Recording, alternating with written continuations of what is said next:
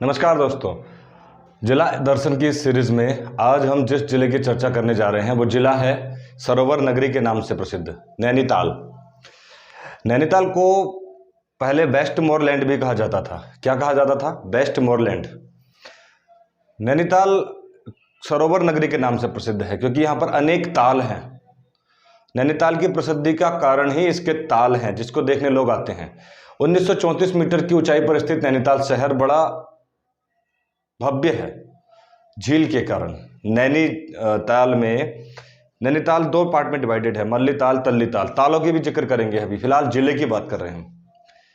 देखिए, नैनीताल जिला अगर आप देखेंगे कुमाऊं में पिथौरागढ़ के बाद क्षेत्रफल की दृष्टि से सबसे बड़ा जिला है। पिथौरागढ़ पहले पर है, दूसरे पर नैनीताल है। नैनीताल में हल्द्वानी शहर देखेंगे आप, ये उत्तराखंड का तीसरा सबसे बड़ा शहर है जनसंख्या की दृष्टि से।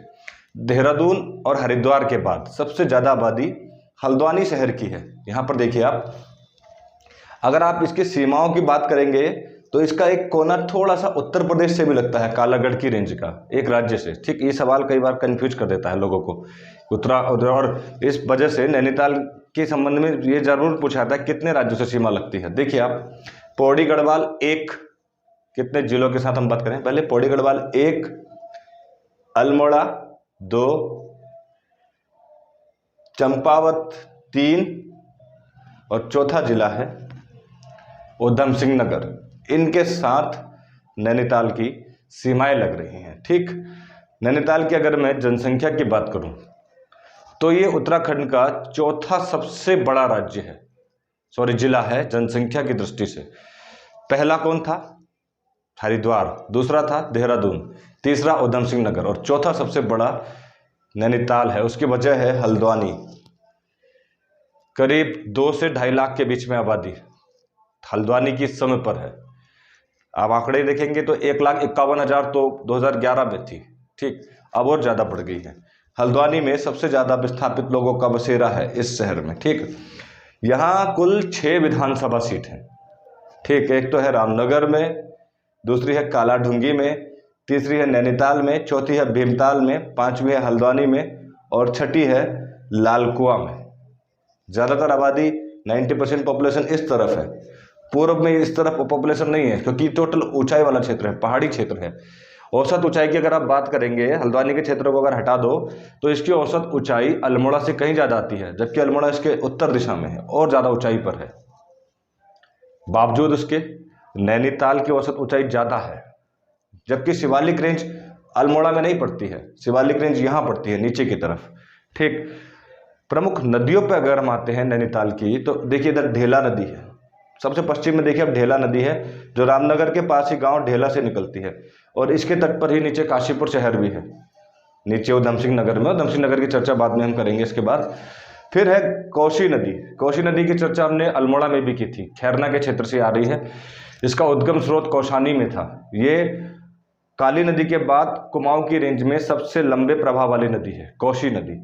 यहाँ देखिए गर्जिया मंदिर बड़ा प्रसिद्ध है, मंदिर की चर्चा भी अगले वीडियो में करेंगे हम। नीचे आप जाएंगे तो रामनगर में कोसी बैराज है, बड़ा प्रसिद्ध है। रामनगर में एक कोसी बैराज है जहाँ पर दूर दूर से पक्षी आते हैं, पानी इकट्ठा कर रखा है। प्लेन के लोगों के लिए यही दर्शनीय स्थल है, इसे ही लोग देखने आते हैं, क्योंकि जो पहाड़ पर नहीं चढ़ पाते वो रामनगर की सुंदरता के कायल है। इसके आसपास तमाम लीची के पेड़ भी हैं। कोसी नदी यहाँ जब नीचे प्रवेश करती है, उत्तर में जब प्रवेश करती है तो हमने कहा था धान का कटोरा बन जाता है इसका क्षेत्र, बड़ी उपजाऊ बना देती है जगह को ये।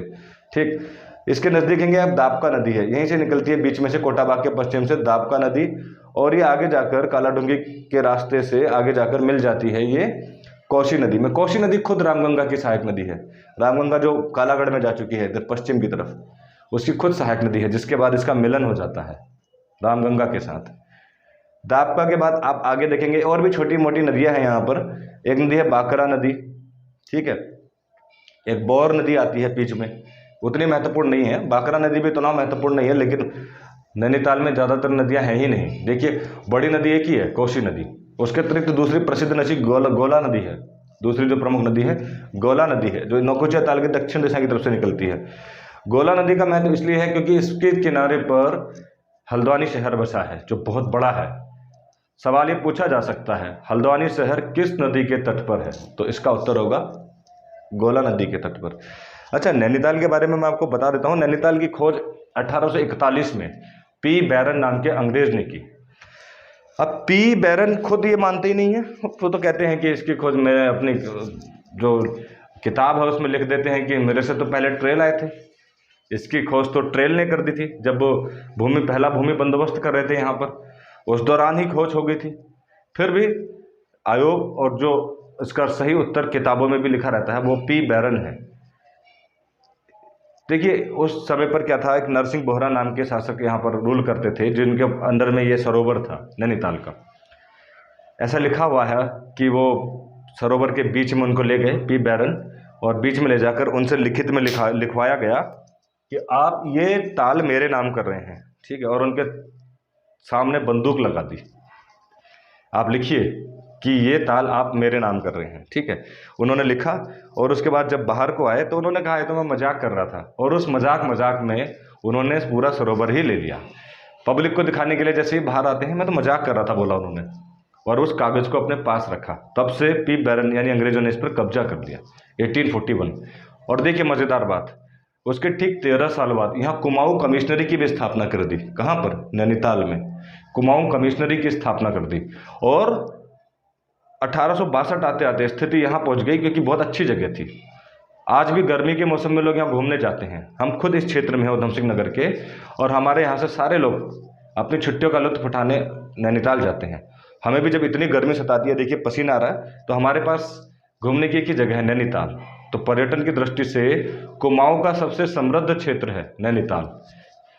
कुमाऊं में सबसे ज़्यादा तो पर्यटक आते हैं, नैनीताल आते हैं। दिल्ली, पंजाब, हरियाणा, राजस्थान से लोग विशेष तौर पर नैनीताल घूमने के लिए आते हैं। ठंडी जगह है, ऐसी गर्मी में भी आपको ऐसी राहत दे देगी कि आपको पता ही नहीं चलेगा ये गर्मी का मौसम है। इसीलिए ये बड़ा प्रसिद्ध जगह है नैनीताल। हम क्योंकि नदी की चर्चा कर रहे थे, पूर्व में एक और नदी है नंधौर नदी। यहाँ नदी की चर्चा कम हो पाएगी, क्यों? क्योंकि ज़्यादा विशाल नदियाँ नहीं है यहाँ पर, लेकिन ताल बहुत ज़्यादा हैं। ताल जरूर हमें पढ़ने पड़ेंगे। नंधौर नदी सबसे पूर्व दिशा में है, देखिए धारी के दक्षिण से निकलती है और नीचे चली जाती है। स्थापना इसकी 1891 में हुई। वो शहर की बात कर रहे थे हम कि नैनीताल के शहर कब बना। स्थापना 1891 में हुई। इसी दौरान अल्मोड़ा की भी स्थापना हुई थी। कुमाऊं कमिश्नरी की स्थापना पूर्व में हो चुकी है, जब इन्होंने कब्जा किया 1854 में। जनसंख्या हमने आपको बता दी चौथे नंबर पर है। साक्षरता देखिए आप, 85% लोग यहाँ के साक्षर हैं। यहाँ पर 1867 में शेरवुड स्कूल की भी स्थापना हुई। कौन सा शेरवुड स्कूल? जहाँ पर अमिताभ बच्चन ने पढ़ाई की। बड़ी बड़ी सेलिब्रिटी यहाँ और मसूरी में पढ़ने जाती हैं। उन सेलिब्रिटीज़ के नाम हम आपको बताएंगे, क्योंकि हम दूसरी वीडियो में चर्चा करते हैं प्रमुख स्थान और मंदिरों की। फिलहाल नैनीताल के इंट्रोडक्शन के लिए हमने बताया। जिले की 1891 में स्थापना हुई। साक्षरता है 85%, जिसमें फीमेल साक्षरता है, महिला साक्षरता 78%, और मेल साक्षरता है 91%, 91% यहाँ पर मेल साक्षरता है। अब आते हैं मुख्य आकर्षण का बिंदु, भौगोलिक दशाओं के अनुरूप, जिसमें हम चर्चा कर रहे हैं कि नैनीताल में ताल बड़े प्रसिद्ध हैं। उन ताल की हम चर्चा करते हैं। देखिए सबसे पहले शुरुआत करते हैं हम काला डूंगे से नैनीताल चलते हैं। रास्ते में जो पड़ने वाले ताल हैं, सबसे पहले पड़ता है खुरपा ताल। इसका आकार खुर के समान है, गाय के खुर के समान है, जिस वजह से इसका नाम पड़ा खुरपा ताल। देखिए आकार में ये भी बहुत बड़ा है, मगर ये मेन हाईवे पर नहीं है, मेन रोड पर नहीं है, थोड़ा नीचे जा कर के है, अलग जा कर के है। जब आप कभी काला डूंगे से नैनीताल जाएंगे तो रास्ते में पड़ेगा, मगर अन्य तालों की तरह सड़क के किनारे पर नहीं है, अंदर को जा कर के है खुरपा ताल। फिर अब हम आते हैं नैनीताल पर।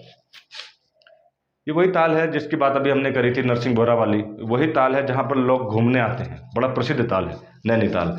इसकी अगर मैं लंबाई की बात करूँ तो 1432 मीटर लंबा है और लगभग 462 मीटर ये चौड़ा है। 2 पार्ट्स में डिवाइडेड है। पश्चिम का हिस्सा तल्ली ताल और पूर्व का हिस्सा मल्ली ताल कहलाता है। 2 पार्ट्स में डिवाइडेड है, तल्ली ताल और मल्ली ताल। ऐसा भी माना जाता है कि ये ब्रह्मकुंड था। इसको त्रिरत्न सरोवर भी बोलते हैं। किसको? इस सरोवर को त्रिरत्न सरोवर भी बोलते हैं।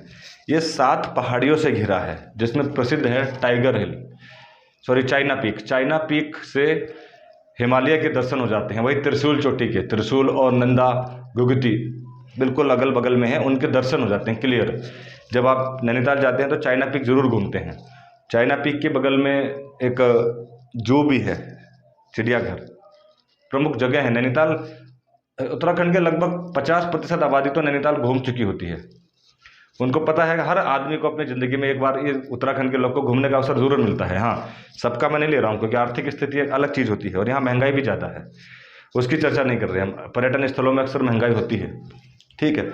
हम नैनीताल की बात कर रहे थे, उस झील की बात कर रहे थे, क्योंकि त्रिरत्न सरोवर है यहाँ पर। ऐसा माना जाता है कि देवी सती ने यहाँ पर पूजा की थी। राजा दक्ष की जो बेटी थी, उनका विवाह भगवान शिव के साथ हुआ था। वो एक यज्ञ का उन्होंने अनुष्ठान करवाया और उस यज्ञ में सारे देवताओं को बुलाया, मगर किसको नहीं बुलाया? महादेव को नहीं बुलाया, शिव जी को नहीं बुलाया। तो सती देवी हमारी काफ़ी नाराज हुई, उन्हें बहुत क्रोध आया अपने पिता के ऊपर, और उन्होंने उस ब्रह्म कुंड में, यानी उस कुंड में ही अपनी जान दी थी। मतलब उसी पर वो अग्निकुंड में ही समा गई। उनका शरीर लेकर भगवान महादेव बड़ा गुस्सा हुए, क्रोधित हुए, और वो शरीर लेकर चले गए। तो ऐसा माना जाता है कि उनका आँख का जो नैन है वो वहाँ गिरा, जिस वजह से यहाँ पर नैनीताल एक मंदिर भी बना, नैनी देवी का मंदिर, पर्यटक स्थल है। ये भी सरोवर के किनारे पर ही है। तो हम ताल की बात कर रहे हैं, तो नैनीताल में प्रसिद्ध नैनीताल ही है, जो 2 पार्ट्स में डिवाइडेड है, तल्ली ताल और मल्ली ताल। उसके नज़दीक आप देखेंगे भीमताल है। भीमताल कुमाऊं में सबसे बड़ी झील है। जैसे गढ़वाल की सबसे बड़ी झील सहस्त्रताल थी, ये कुमाऊं की सबसे बड़ी झील है। इसका आकार देखिए आप, 1670 लंबाई है और 447 चौड़ाई है। इसके बगल में भीमेश्वर महादेव का मंदिर भी है, ठीक। भीमताल को कहा जाता है कि इसकी स्थापना महाभारत काल में पांडवों से भीम ने की थी, क्योंकि ये उत्तराखंड कुमाऊं की सबसे बड़ी झील भी है। ध्यान से सुनिएगा, बड़ी रंग बिरंगी मछलियाँ हैं यहाँ पर। इस ताल के अंदर एक टापू भी बना है, एक रेस्टोरेंट जैसा, जहाँ पर आप बैठकर खाना खा सकते हैं, कुछ भी ऑर्डर कर सकते हैं। अंदर बिल्कुल झील के ठीक बीचों बीच, पर्यटन की दृष्टि से बनाया गया है। बहुत बेमिसाल और बड़ा सुंदर वो आकृति है। जब भीमताल जाते हैं, क्योंकि बड़ा भी है, आप नाव पर जब तैरते हैं तो वहाँ जाकर आप अपना नाश्ता पानी करते हैं, ठीक। नैनीताल के बाद अब बात करते हैं हम 7 ताल की। इसका नाम 7 ताल क्यों पड़ा? यहाँ पर अलग अलग रंग की 7 तालें झीलें हैं। नैनीताल को भी पहले छकारा के नाम से जाना जाता था, जिसका मतलब तालों का शहर होता है, तालों का इलाका। गर्मी देखिए कितना हो गई है, टेम्परेचर कितना बढ़ गया है। हमें भी नैनीताल जाना होगा। उतनी भीषण गर्मी में हम आपको नैनीताल के बारे में बता रहे हैं। बड़ी अजीब इत्तेफाक है कि दर्शनीय स्थल, ठंडा स्थल, और यहाँ हालत कुछ और है। अब आपको लग रहा होगा मैं पहाड़ में तो नहीं हूँ इस समय पर। मैं जिस जगह से ये आपको वीडियो बना के दे रहा हूँ, उस जगह का जिला भी आया ही नहीं है। अब बताने की ज़रूरत नहीं है, आप समझ गए होंगे, समझदार है। आएगा अभी, तो जब आएगा तो बताएंगे आपको, ठीक। अल्मोड़ा नहीं है, हाँ, ये बात याद रखना। हम 7 ताल पर पहुँच गए। 7 ताल में कुल 7 झील मानी जाती हैं, ठीक। नल दमयंती झील सबसे इम्पोर्टेंट। इन 7 झीलों के बारे में परीक्षा में पूछा जाता है, इसलिए मैं नाम लिख रहा हूँ। हाँ, राम, 3 झील इस तरह से हैं, राम, सीता, लक्ष्मण।